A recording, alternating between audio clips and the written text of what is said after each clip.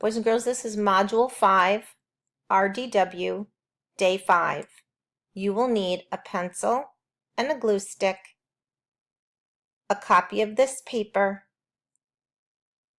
one 10 frame, Unifix cubes, and one dice. The first thing you're going to do is glue this paper into your math journal. Please pause this video and make sure you've glued your paper in and you have a 10 frame and Unifix cubes and your pencil. Welcome back. The first thing you're going to do is put 10 cubes on your 10 frame. It'll look just like mine. Now get your dice. You're going to roll the dice one time.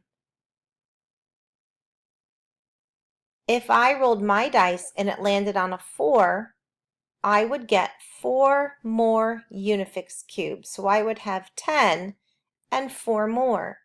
How many would that be altogether? That's right, it would be 14. Now it's your turn, boys and girls. Make sure your 10 frame is filled up with 10 and roll your dice. What number did you get? Great. Now get that many Unifix cubes. How many do you have in all? You're going to write your number in your math journal. You can take a picture or a video on Seesaw explaining how many cubes you have in all.